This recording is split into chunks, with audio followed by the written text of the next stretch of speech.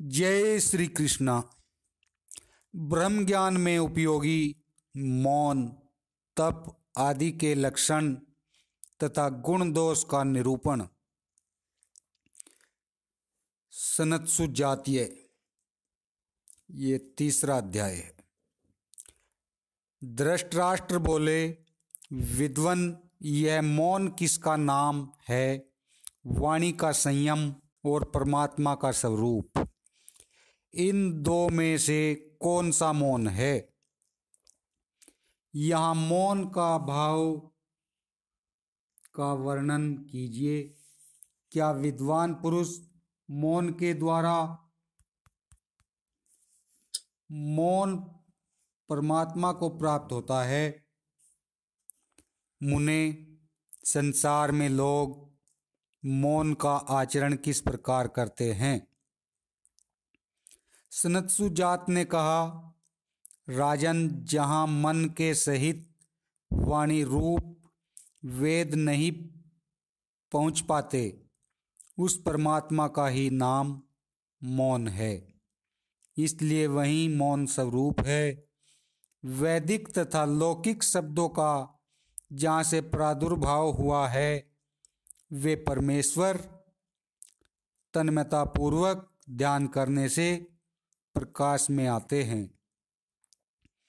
धृतराष्ट्र बोले, जो ऋग्वेद, यजुर्वेद और सामवेद को जानता है तथा पाप करता है, उस पाप से लिप्त होता है या नहीं? सनत्सु जात ने कहा, राजन, मैं तुमसे असत्य नहीं कहता। ऋग, साम अथवा यजुर्वेद कोई भी पाप करने वाले अज्ञानी की उसके पाप कर्म से रक्षा नहीं करते। जो कपट पूर्वक धर्म का आचरण करता है, उस मिथ्याचारी का वेद पापों से उद्धार नहीं करते। जैसे पंख निकल आने पर पंछी अपना घोंसला छोड़ देते हैं, उसी प्रकार अंतकाल में वेद भी उसका परित्याग कर देते हैं। धृतराष्ट्र बोले, विद्वन, यदि धर्म के बिना वेद रक्षा करने में समर्थ नहीं है, तो वेद वेता ब्राह्मणों के पवित्र होने का प्रलाप चिरकाल से क्यों चला आता है? सनत्सु जात ने कहा, महानुभाव, परमात्मा के ही नाम आदि विशेष रूपों से इस जगत की प्रतीत प्राप्ति होती है। यह बात वेद द्वे वाव ब्राह्मणों रूपे इत्यादि मंत्रों द्वारा अच्छी तरह निर्देश करके कहते हैं, किंतु वास्तव में उसका स्वरूप इस विश्व से विलक्षण बताया जाता है।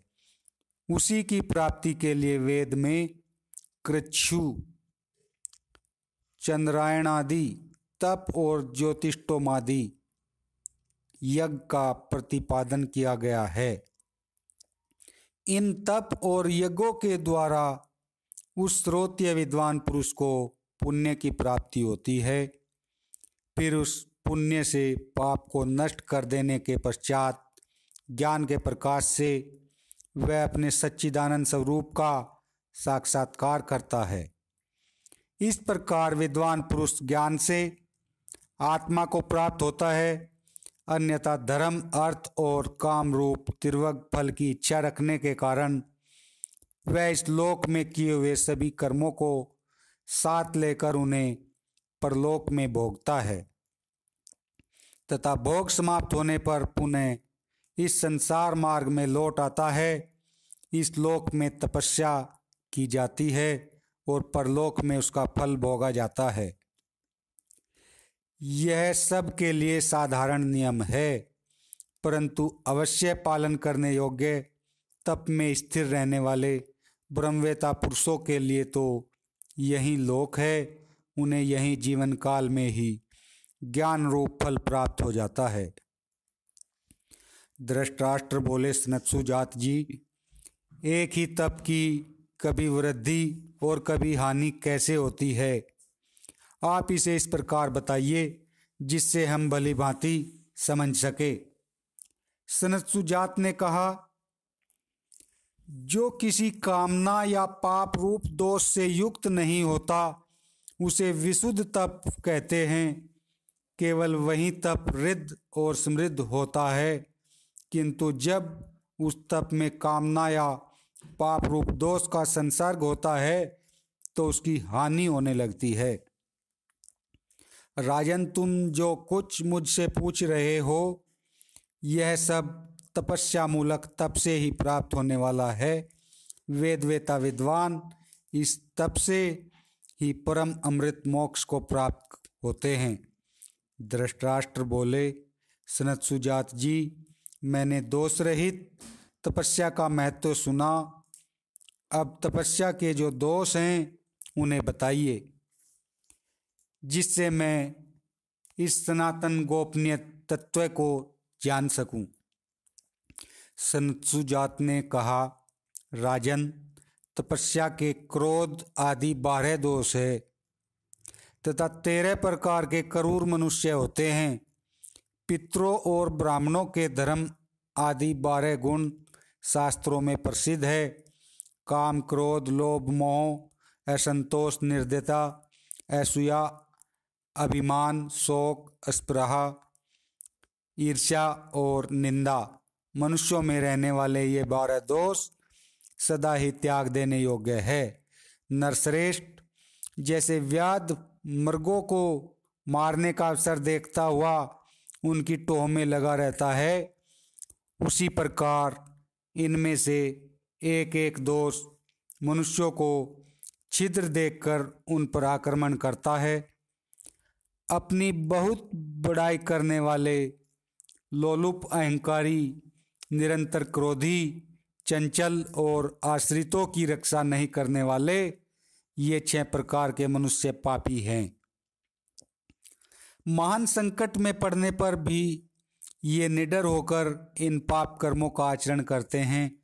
संभोग में ही मन लगाने वाले, विषमता रखने वाले, अत्यंत मानी, दान देकर पश्चाताप करने वाले, अत्यंत कृपण, अर्थ और काम की प्रशंसा करने वाले तथा स्त्रियों के दोषी, ये 7 और पहले के 6 कुल 13 प्रकार के मनुष्य नरशंस वर्ग क्रूर समुदाय कहे गए हैं। धर्म, सत्य, इंद्रिय निग्रह, तप, मत्सरता का अभाव, लज्जा, सहनशीलता, किसी के दोष न देखना, यज्ञ करना, दान देना, धैर्य और शास्त्र ज्ञान, ये ब्राह्मण के 12 व्रत है। जो इन 12 व्रतों गुणों पर अपना प्रभुत्व रखता है वह इस संपूर्ण पृथ्वी के मनुष्यों को अपने अधीन कर सकता है। इनमें से 3, 2 या 1 से भी जो युक्त है उसके पास सभी तरह का धन है, ऐसा समझना चाहिए। दम, त्याग और आत्म कल्याण में प्रमाद न करना, इन 3 गुणों में अमृत का वास है। जो मनीषी बुद्धिमान ब्राह्मण है वे कहते हैं कि इन गुणों का सुख मुख्य सत्य स्वरूप परमात्मा की ओर है, अर्थात ये परमात्मा की प्राप्ति कराने वाले हैं। दम 18 गुणों वाला है। निम्नांकित 18 दोषों के त्यागों को ही 18 गुण समझना चाहिए। कर्तव्य, अकर्तव्य के विषय में विपरीत धारणा, असत्य भाषण, गुणों में दोषवृत दृष्टि, स्त्री विषयक कामना, सदा धनोपार्जन में ही लगे रहना, भोगेच्छा, क्रोध, शोक, तृष्णा, लोभ, चुगली करने की आदत, डाह, हिंसा, संताप, चिंता, कर्तव्य की विस्मृति, अधिक बकवाद और अपने को बड़ा समझना, इन दोषों से जो मुक्त है उसी को सत्पुरुष दांत जितेंद्रिय कहते हैं। मद में 18 दोष है। ऊपर जो दम के विपर्य सूचित किए गए हैं वे ही मद के दोष बताए गए हैं। आगे मद के स्वतंत्र दोष भी कहे जाएंगे। त्याग 6 प्रकार का होता है, वह 6 प्रकार का त्याग अत्यंत उत्तम है, किंतु इनमें तीसरा अर्थात काम त्याग बहुत ही कठिन है। उसके द्वारा मनुष्य नाना प्रकार के दुखों को निश्चय ही पार कर जाता है। काम का त्याग कर देने पर सब कुछ जीत लिया जाता है। राजेंद्र, 6 प्रकार का जो सर्वश्रेष्ठ त्याग है उसे बताते हैं। लक्ष्मी को पाकर हर्षित न होना, यह प्रथम त्याग है। यज्ञ होम आदि में तथा कुएं, तालाब और बगीचे में बनाने आदि में धन खर्च करना दूसरा त्याग है। और सदा वैराग्य से युक्त रहकर काम का त्याग करना, यह तीसरा त्याग है। तथा ऐसे त्यागी को सच्चिदानंद स्वरूप कहते हैं। अतः यह तीसरा त्याग विशेष गुण माना गया है। पदार्थों के त्याग से जो निष्कामता आती है वह स्वेच्छापूर्वक उनका उपभोग करने से नहीं आती। अधिक धन संपत्ति के संग्रह से भी निष्कामता नहीं सिद्ध होती तथा उसका कामना पूर्ति के लिए उपभोग करने से भी काम का त्याग नहीं होता। किए हुए कर्म सिद्ध न हो तो उनके लिए दुख न करे, उस दुख से ग्लानि नहीं उठावे। इन सब गुणों से युक्त मनुष्य यदि द्रव्यवान हो तो भी वह त्यागी है। कोई अप्रिय घटना हो जाए तो भी कभी व्यथा को न प्राप्त हो, यह चौथा त्याग है। अपने अभिष्ट पदार्थ, स्त्री पुत्र आदि की कभी याचना न करे, यह पांचवा त्याग है। सुयोग्य वाचक के आ जाने पर उसे दान करे, यह छठा त्याग है। इन सब से कल्याण होता है। इन त्याग में गुणों से मनुष्य अप्रमादी होता है। उस अप्रमाद के भी 8 गुण माने गए हैं।